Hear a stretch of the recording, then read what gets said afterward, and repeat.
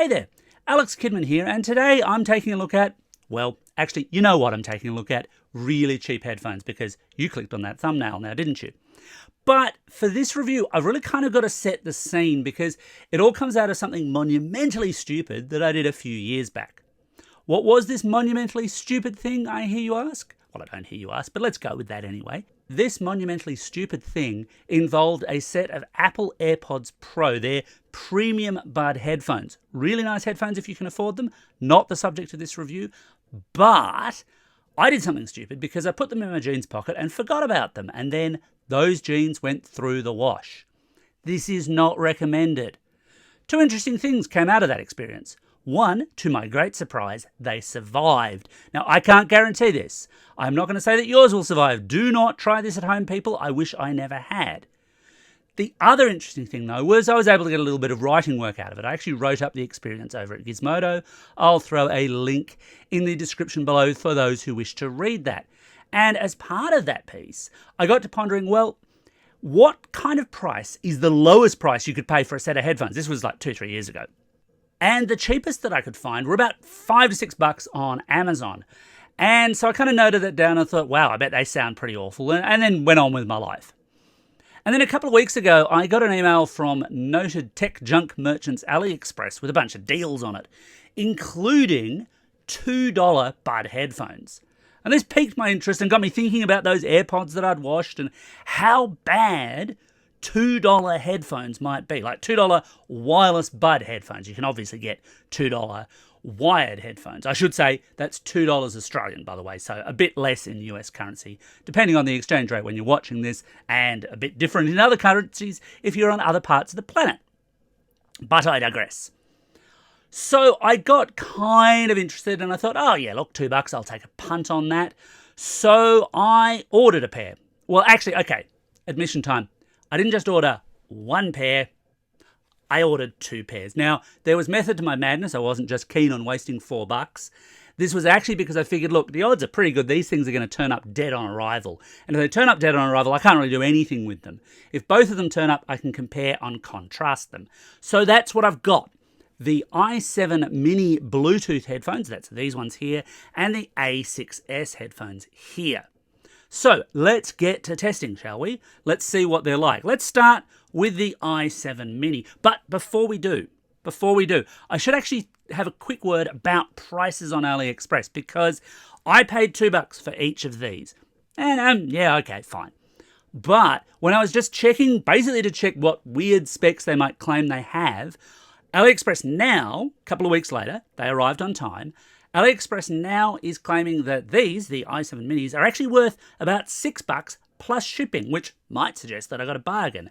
Conversely, these $2 A6s headphones, they only want, wait for it, 75 cents for, including shipping. Now, I have no idea how you get a set of headphones from China to Australia for 75 cents.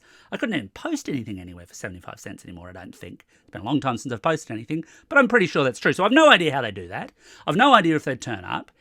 But, you know, I could think, well, I've been ripped off for a whole $1.25, which I think is the wrong way of thinking about it because really I've been ripped off for $2 for these and $2 for these. But let's get to that. Let's have a look at these headphones now. So here's the i7 minis, and as you might expect, they are your classic, very cheap AirPods knockoffs. Very, very much so. So stalks and cheap little plastic. They're a little bit difficult to get out. You do get this multi-function button on the side, which is just awful, and you get the stalks, but they sort of vaguely-ish look like AirPods if people aren't looking too closely. The build quality is pretty appalling. I'm pretty sure this case lid's going to fall off anytime soon, and even just like getting them back in is more force than you'd want. It's a pretty nasty experience overall. Shifting to the A6s then, so they're a little bit different. They're a bit more reminiscent of something like the Samsung Galaxy Buds, for example, in terms of their design, because they're much smaller actual bud or bean style things. Slightly difficult to get out of the case, I find. Not impossible though, of course. The one interesting thing here is that while a lot of true wireless buds have touch surfaces for like play, pause and volume control and stuff like that, Obviously, that technology would cost more than you might expect in a set of $2 headphones.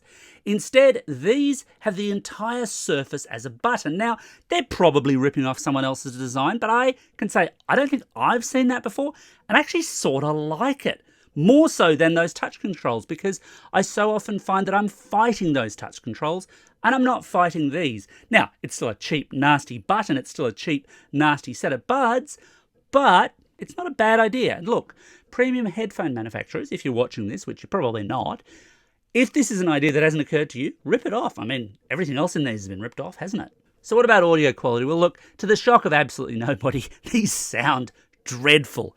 I will give them this. The A6s sound marginally better than the i7 minis do. The sound out of the i7 minis is just awful. And look, this is always super hard to convey over YouTube. So I'll try and explain.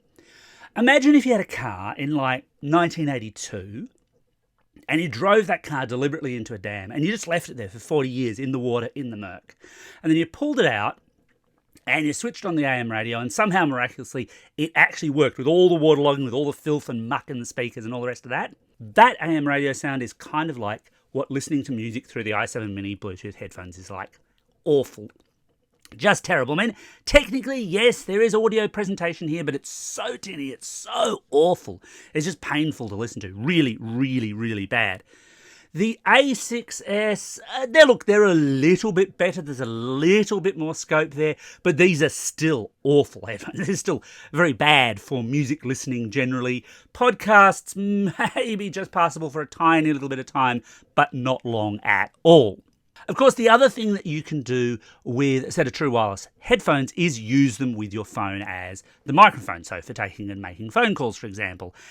And my hopes were not high here. But here I can give you a little sample of what they sound like, because I paired them up to a Pixel 7a and then used the recorder app to actually record what my voice sounded like. Now, bear in mind, this is as good as you'll ever get out of them, because once you're transmitting onto a mobile phone network, of course, you've then got that variability of voice and transmission to deal with. So in fact, they're going to degrade from this. Let's take a listen to the A6s first. So what do the A6 wireless headphones sound like on a call? Well, at best, they're going to sound like this, because this is my voice recorded through them. And yeah, it's not good, is it? Yeah, that ain't great. It is sort of ish legible, but it's not good at all. But wait, because it can get worse. To my surprise, even though they've actually got the stalk microphones, which theoretically might give you a slightly better sound pickup than just having the microphones within the little bean buds themselves, the i7 minis are even worse. Check this out. So what do the i7s headphones sound like when you're recording them at best possible quality? They sound like this. Yeah, no, don't think I'll be using these anytime soon. What about battery life? Now, here, I've got to say they were surprisingly honest, because I kind of expected them to lie. An awful lot of true wireless buds will claim somewhere around 4 to 5 hours of playback time. There's only so much space you've got for batteries, so there's only so much battery life you're going to get. And these both claim around 2 to 3 hours. It's a much lower figure. It's not good, don't get me wrong, but at least it's sort of vaguely towards honest. And I say vaguely towards honest because typically, like, I'm getting maybe an hour, hour and a half out of them at most, and that's when I can bear to have them running for that long. When it comes time to recharge them, both of them are using micro USB, and that's because I suspect that they've been sitting on a shelf for a long, long time now.